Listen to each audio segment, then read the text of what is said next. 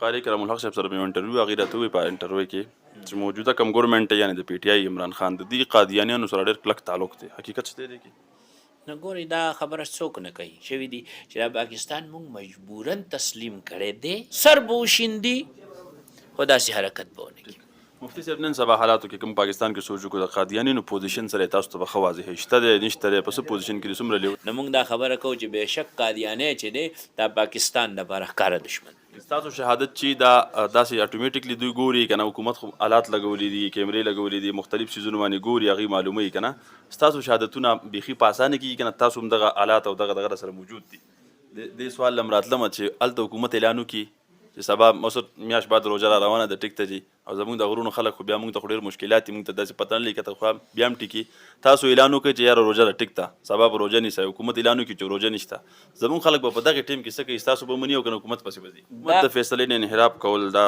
شریعت خلاف نه دي اوس خو لا خلاص نه دی که نه اصل خبرې نه خو بیا تخت دی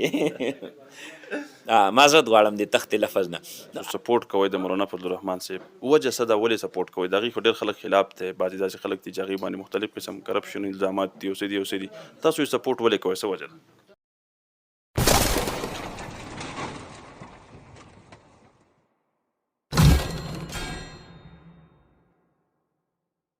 بسم الله الرحمن الرحیم السلام علیکم ورحمۃ اللہ وبرکاتہ قدرمنو کتونکو تاسو ګورئ همدم ټي وي زه یم ستاسو کوربه شفیع الله پروګرام عام نظر سره یو ځل بیا ستاسو خدمت کې حاضر یم قدرمنو کتونکو څنګه چې تاسو لایو ویډیو کته ډېر خوندور تقریب د چکېسر په خاوره مدرسه تحفیظ القرآن الکریم چونکې دلته د دریو کالو نه زه ځم راځم او د دې چې کله پروګرام ما هغې کې انوایټ کوي او مختلف قسم دیني پروګرامات کېږي هغې کې زموږ چې کوم دیني علما کرام دي هغوی راځي چونکې نن چې کوم پروګرام وشو هغې کې مشر میلمه یعنې مهمان خصوصي هغه د زونل کمیټې صدر جناب مولانا مفتی شهاب الدین پوپلزی صاحب موږ سره هغې ناستې ټایم یې راکړه مفتي صاحب ډېره مننه تاسو موږ ته وخت راکړو شانګلې ته په راتګ هرګلې السلام علیکم ورحمت الله الحمدلله زه دلته راتګ کې چې دی ستاسو مشکور یم تاسو ماله موقع ورکړه چې ستاسو په دغه خوشحالۍ کې چې زه شریک شم او ټولو نه لوی خوشحالي چې ده دا د دغه سیمې خاورې دپاره دا یقینا دا چې د دوی دا بچو چې دی د قرآن مجید د حفظ او د تجوید چې دی د تکمیل چې دی هغه سعادت حاصل کا او هر کور کې د محبوب صلی الله علیه وسلم د ختم نبوت یو نښه چې د الله پاک پیدا کړه نو اگر الله کریم دی وکړي دغه اداره ده حضرت محتمیم صاحب چې دا ظفر احمد صاحب فاروقي دامت برکاتهم چې دا د شاد او آبادی همداسې د خدمت کوي یو نامتو اداره ده وفاق المدارس کې هم د خپل یو حیثیت دی چې د همداسې خدمت کوي او دا ټول داسې کور پاتې نشي په چکېسر کې چې هغه کې حافظ قرآن نه وي زموږ خو دا سود دی او ډېر خوشحاله یو ستاسو خلکو سره ملاقات سره دلته موږ ته ډېر الله کریم مسرت عطا کړه ټول دیندار خلک دي ماشاءالله علما هم دي او دا خو یو زرخیزه خاوره ده دغه خاورې علما چې ټول بر صغیر کې خور شوي دي او ډېر دینی خدمات دي الله دې تر زرخیزه لري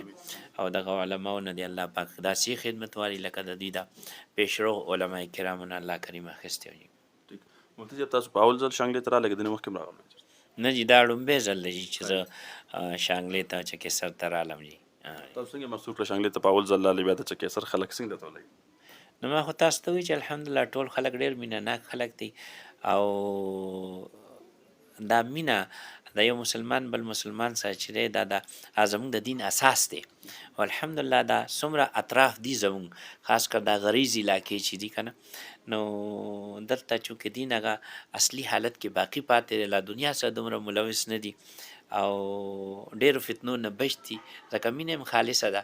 او دین هم خالص دی الحمدلله تاسو نوم سره چې مفتی شهاب الدین پوپلزی لیکلی کېږي د ډېر خلکو ذهن کې دا اشکال دی چې یاره پوپلزی نه مراد څه دی څه مطلب دی دا ولې تاسو نوم سره لیکلی کېږي یاره اشکال کولو والا دې سوچ کوي که نه ول خو زما نوم تاسو نیمګړی اخلئ زما نوم هغه اهمترین جز چې دی هغه لفظ محمد دی محمد شهاب الدین دی باقي دا پوپلزی چې دا زموږ قام دی جي لکه د صدو خان اولاد چې دی هغه صدوزی دي د یوسف خان اولاد چې دی هغه یوسف زی دي داسې د بارک خان اولاد چې دی بارک زی دي نو دا د پښتنو قبایل دي نو زموږ مشر چې تیر شوی نو د هغه نوم پوپل خان و نو د هغه څومره اولاده ده نو دا دلته پوپلزی په هغه سره مشهوره ده چونکې تاسو عالمي مجلس تحفظ ختم نبوت امیر هم یې صدر، او چونکې موږ چینو په پاکستان کې اکثریت لکه چې کله هم داسې واقعیات راځي ختم نبوت باندې مختلف قسم اټیکس کېږي، کله څوک وایي دا لیونی دی او څوک څه وایي هغه پاسي او مختلف قسم دعوې کوي د ختم نبوت حوالې سره. زه وایم چې یاره دا روکتام به څنګه کېږي؟ تاسو د دې لپاره دا څه سوچ کړی چې یاره دا حالت به څنګه بندېږي؟ راسته تاسو ګورئ موږ هم وینو ستاسو په شان خلک کوي که خواري او کوشش کېږي خو بیا هم دغه سلسلې بندېږي نه. ګوره جی روکتام چې دی که نه دا به هله راځي چې اقتدار د هغه خلکو په لاس کې راشي چې هغه د آیین سره وفادار وي او د رسول الله صلی الله علیه وسلم ذات مبارک سره وفادار وي. تر څو پورې چې اقتدار او قوت نافذه دی خلکو په لاس کې نه کنه داسې به کېږي. لکه د صدر پاکستان یا د وزیر اعظم عهده دومره اهمه نه ده څومره اهمه عهده چې دا د چیف جسټس ده د سپریم کورټ. او تاسو ګورئ چې دا د زموږ د تاریخ سیاترین باب دی، تور باب دی چې د پاکستان یو چیف جسټس چې دی هغه ریټایر کېدو نه وړاندې چې دی هغه د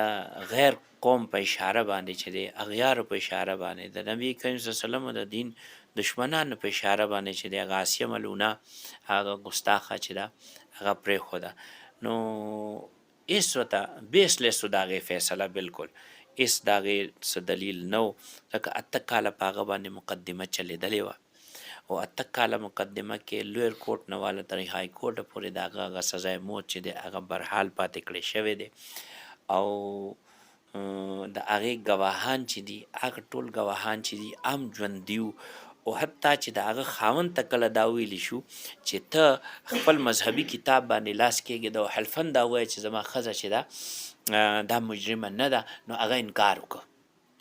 او په خپله د اعتراف جرم 15 کرته موجود دی 15 ځلې سره د هغې نه چې د بیرون خلکو په اشاره باندې دی پرېښوده. نقصان د چا شو؟ او بیا هغه وخت سره چې دی سربرای مملکت چې دی هغه دا وایي چې دا خو د عدالت کار و عدالت پرېښوده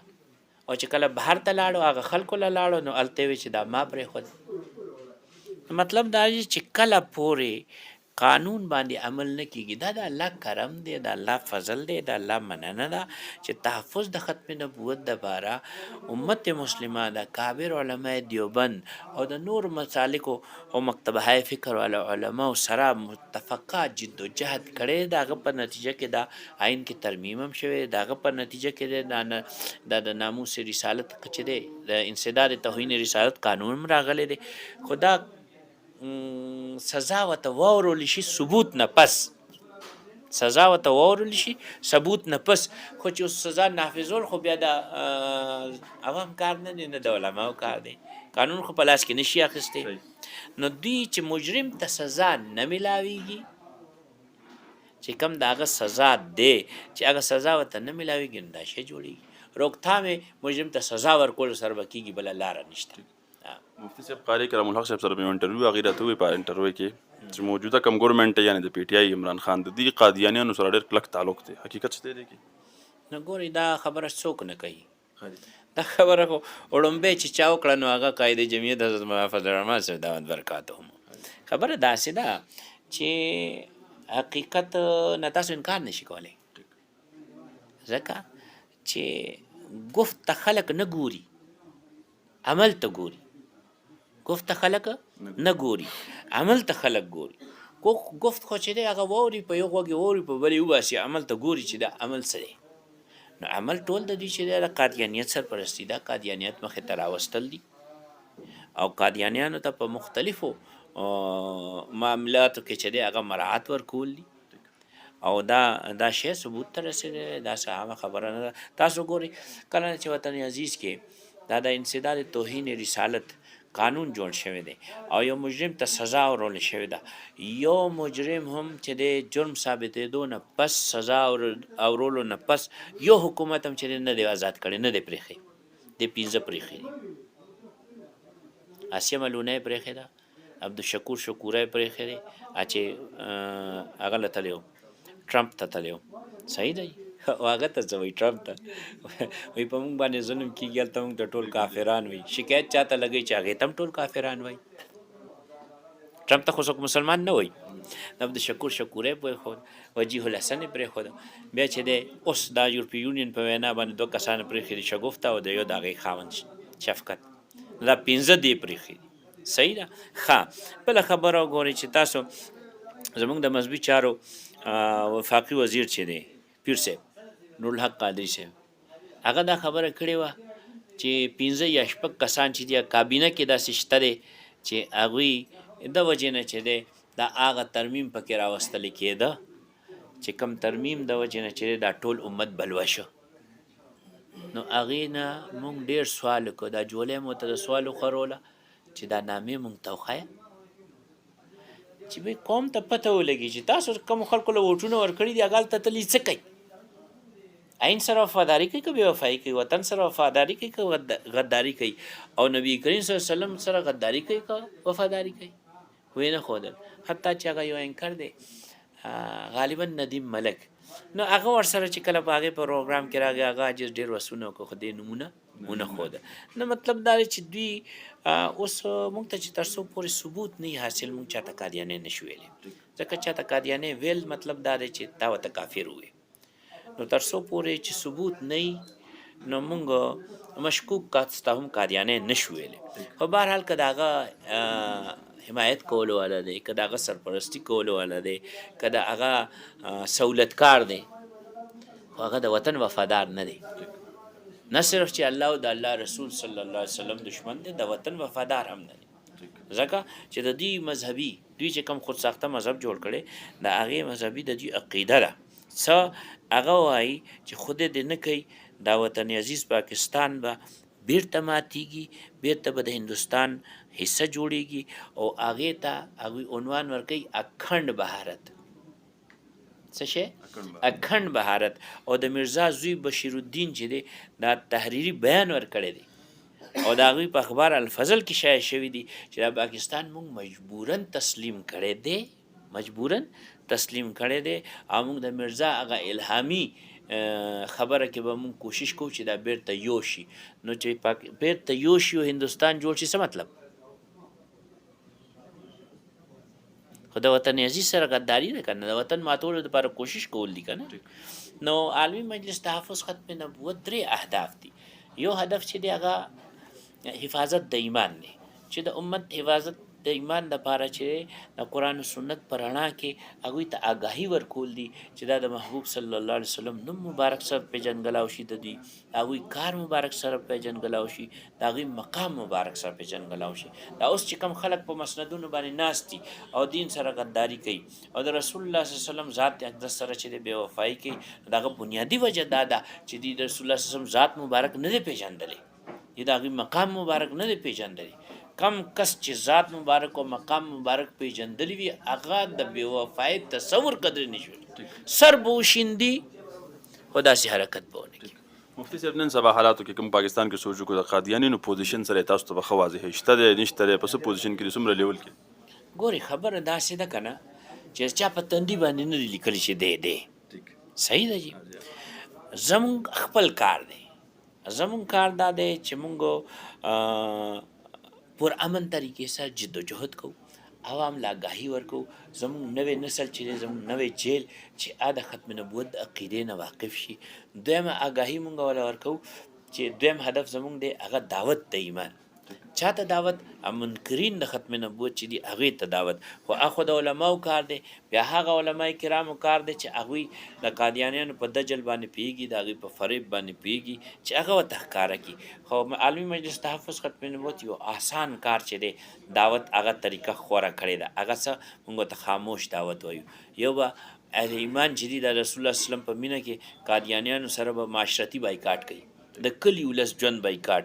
او بل به ورسره چې دی هغه معاشي بایکاټ کوي چې د دوی مصنوعات چې دي به نه اخلي، نه به خرڅوي، نه به استعمالوي. نو دې دواړه بایکاټونو سره دې مقاطعې سره چې دی قادیانیانو کې چې کم کس دپاره الله کریم هدایت فیصله کړي نو هغې سوچ وکړي نو دا لاره ورته کولو شي. او الحمدلله دا زموږ تجربه ده پېښور کې او نور اضلاعو کې بلا شک قادیانیان چې دي دې بایکاټ نه پس چې دی الله کریم له د هدایت لاره کولو کړې د مسلمانان شوي دي. او دریم هدف زموږ چې دی هغه دفاع د پاکستان دی. تاسو وایئ چې د دفاع کول خو چې دی د سرحداتو هغه خو د افواج پاکستان کار دی، نو یقینا د افواج پاکستان کار دی. هغه جغرافیایي سرحداتو حفاظت کوي او د علماء کرامو د مجلس کار چې دی هغه د نظریاتي سرحداتو حفاظت ته جي. او جی او بل دا دی چې موږ د الله کریم په سنت باندې عمل کوو. الله پاک دشمن په نښه کړی موږ تاسو ته، ان الشیطان للانسان عدو مبین، بېشکه شیطان چې دی هغه انسان دپاره ښکاره دشمن دی. نو موږ دا خبره کوو چې بېشک قادیانی چې دی دا پاکستان دپاره ښکاره دشمن دی. چونکې ستاسو خپله کمیټي د زونل کمیټي او تاسو د هغې باقاعده صدر یې او هغه د ډېر وخت نه را روانه ده، د هغې حوالې سره که تپوس ونه کوم دا به زیاتوي. دا راته ووایه چې دغه کمیټۍ بنیاد چا کېښوده او د کوم وخت نه دا را روانه ده؟ ګورئ جي یو خو ستاسو د دغه خبرې وضاحت به وکړمه، نه زونل پکې شته دی او نه کمیټي پکې شته دی. دا یو مسنون طریقې سره د علماء کرامو یو عمل دی د 1825 نه په دغه مسجد کې دی. صحیح ده جی، قاسم علي خان کې. نو 1825 تقریبا چې دی هغه 200 کاله برابرېږي که نه جي. نو د مغلو د دور نه دی، مخکې نه همدغه سلسله وه چې د دې سیمې علما به مسجد کې یو ځای شو او چونکې دا لوی مسجد او مشران علما به دلته یو ځای کېدل، نو چا به میاشت ولیده نو هغوی به راغلل، شهادت به یې تېر کړه، که د شریعت په ضابطه باندې به پوره و هغوی به قبول کړو، اعلان به یې وکړو، او که د شریعت په ضابطه باندې پوره نه و نو نه به یې قبلولو. نو هماغه سلسله چې دا هغه بلا انقطاع چې د هغه وخت نه اوسه پورې را روانه ده. نو زموږ هلته کمیټي ومیټي نشته، خو بس په دغه شپه باندې علما کرام راغونډ شي، څوک چې ټولو د مشر عالم یې هغه منځ کې کښېني، باقي کشران ورسره چاپېره کښېني. خو چا میاشت لیدلي وي د هغه شهادت واوري، که د شریعت په دفعاتو باندې برابر یې قبوله کړي او که نه نو بس نه کولی. ستاسو شهادت چې دا داسې اټومیټیکلی دوی ګوري که نه، حکومت خو آلات لګولي دي، کیمرې لګولي دي، مختلف څیزونه باندې ګوري، هغوی معلوموي که نه. ستاسو شهادتونه بیخي په اسانه کېږي که نه؟ تاسو هم دغه آلات او دغه سره موجود دي؟ خبره داسې ده جي چې مونږ رویت بصري باندې که نه جي نیکډ آی سره چې کم کس لیدلي که نه د هغه کوو چې شهادت قبلو. او دا دوی چې کوم خبره کوي چې یاره آلاتو سره او داسې و هغسې، خو بس دا ټول نمایشي کار دی. د حکومتونو کارونه هسې اکثر چې دی هغه نمایشي وي که نه جي. اوس خبره داسې ده، اوس که یو سړي دوربین لګولی دی او هغه وایي چې ما نه ده لیدلی، او داسې علما صلحا او باشره کسان او د شریعت د ګواه د قبولیت دپاره چې کوم معیار دی په هغه باندې معیار باندې پوره خلک چې وایي چې مونږ لیدلې ده، نو اوس به څه شي ته ترجیح ورکوي؟ دې سوال لم راتلمه چې هلته حکومت اعلان وکړي چې سبا مثلا میاشت بعد روژه را روانه ده، ټیک ته جي، او زموږ د غرونو خلک خو بیا موږ ته خو ډېر مشکلات دي، موږ ته داسې پته نه لګي که خو بیا هم ټیکي. تاسو اعلان وکړئ چې یاره روژه ده، ټیک ته سبا به روژه نیسئ، حکومت اعلان وکړي چې روژه نشته، زموږ خلک به په دغې ټیم کې څه کوي؟ ستاسو به مني او که نه حکومت پسې به ځي؟ دا ما ته ووایه چې ستاسو خلک چې دي ته چې د دیني معاملاتو کې څومره ضرورت پیښیږي، که نکاح ده، که طلاق دی، که بیو دي، که معاملات دي، که مړی ژوندی دی، او که فتوه یې پکار وي، چا په حکم باندې عمل کوي؟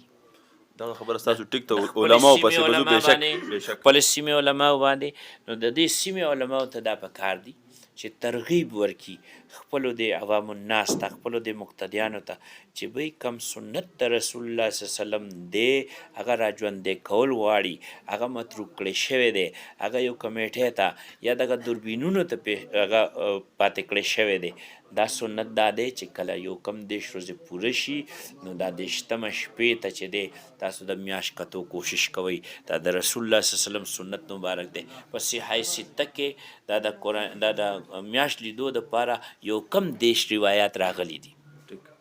چې میاشت وګورئ نو روژه ونیسئ، میاشت وګورئ نو افطار وکړئ. نو کله دا ترغیب ورکول شروع کړي علما کرام کومو ځایو کې چې مسایل عوام الناس به اهتمام کوي، که چا میاشت ولیده هم وله اجر ملاویږي، او که چا میاشت ونه لیده هم ورته اجر ملاویږي، او چې چا ولیده نو بیا به هغه په دوربین باندې چې دی یا د ټي وي په سکرین باندې به اعتماد نه کوي او یا په خپلو سترګو باندې. د حکومت د فیصلې نه انحراف کول دا شریعت خلاف نه دي؟ ګورئ خبره داسې ده، اوس دا علما ناست دي، خبره ډېره اوږده ده که نه جي. د اطاعت دپاره 3 معیار الله موږ ته ښودلي دي. اطاعت دپاره تابعدارۍ لپاره درې معیارات چې دي هغه الله پاک موږ ته ښودلي د الله اطاعت، د رسول الله صلی الله علیه وسلم اطاعت او د اولو الامر اطاعت. صحیح ده جی. الله اطاعت چې دی هغه ذاتی هم دی او مطلقه هم دی. هر حال کې به د الله فرمانبرداري کې او د ذات مبارک د الله فرمانبرداري وکړي. بیا د رسول الله صلی الله علیه وسلم اطاعت چې دی هغه مطلقه خو دی چې هر حال کې به د هغه اطاعت او فرمانبرداري وکړي، خو د هغوی اطاعت ذاتی نه دی. استاد په ذهن کې دا خبره را نشي چې دې سره د رسول الله صلی الله علیه وسلم مقام مبارک کم شو، نه، چې ذاتی نه دی د رسول الله صلی الله علیه وسلم مقام الله پاک نور هم اوچت که. څنګه یې اوچت که؟ الله ارشاد فرمایي ومن یطیع الرسول فقد اطاع الله. چا چې د رسول الله صلی الله علیه وسلم اطاعت کو پس تحقیق چې دی د الله اطاعت کړی دی. صحیح دی. ټیم مې تاسو ډېر اخري تپوس کوم دا اخري تپوس خو لا خلاص نه دی کنه، اصل خبرې نه کو بیا تختې معذرت غواړم د تختې لفظ نه. نو عرض مې دا کو چې ګورئ د الله اطاعت او د الله رسول صلی الله علیه وسلم اطاعت چې دی دا غیر مشروط دی، او اطاعت د اولو الامر چې دی، اولو الامر څوک دي؟ دا حکمرانان دي. څوک دي؟ دا علما دي. څوک دي؟ دا فقها دي. څوک دي؟ دا پلار دی. څوک دي؟ دا د ادارو مشران دي. اوس د دوی اطاعت چې دی دا مشروط دی. څنګه مشروط دی؟ شرط ته شرط دا دی که چیرې د حکم د الله او د الله رسول صلی الله علیه وسلم حکم سره موافق وي نو منی به سمع هم شته د شریعت اصطلاحات کې او اصطلاح کې، او طاعت هم شته. او که د وینا چې دا د حکم چې دی د الله او د الله د رسول حکم خلاف وي نو نه سمع شته نه طاعت شته نه اورېدل شته نه منل شته. اخري تپوس کوم ټایم تاسو ما ډېر واغسته، تاسو خپل تقریر کې مو وی او که نور هم داسې دلته علما کرام راشي، مخکې بس سیاست په منبر نه کېده، اوس باقاعده طور د هغې کمپین په منبر هم چلیږي. د جمعیت علما اسلام تاسو سپورټ کوئ د مولانا فضلالرحمن صاحب، وجه څه ده؟ ولې سپورټ کوئ؟ د هغې خو ډېر خلک خلاف دی، بعضې داسې خلک دي چې هغې باندې مختلف قسم کرپشن الزامات دي، اوسې دي اوسې دي، تاسو یې سپورټ ولې کوئ؟ څه وجه ده؟ دین د وجې اصل خبره دا ده چې دا دین کې تقسیمات خلک کوي که نه، الله پاک کامل دین را لېږلی دی او سیاست یو اهمترین شعبه د دین ده. او زه په خپله چې د جمعیت علما اسلام د صوبې سرحد د مجلس شورا ممبر یم. په خپله اراده لرئ چې سیټ ورته که نه؟ نه جي نه. او انتخابي سیاست کې چې دی هغه حصه نه لرم، ډېر کرته چې دی هغه ما ته وینا هم کړې شوې ده، خو هغې سره بیا زموږ دا کار پاتې کېږي. ډېره شکریه. قدرمنو کتونکو تاسو خبرې اترې واورېدې، تفصیلي ټیب مفتي صاحب موږ له راکړه، ډېره مننه کوم، ډېره شکریه. خپل کوربه شپ الله ته ورکړي اجازت او ګورئ همدم ټي وي. د الله پامه.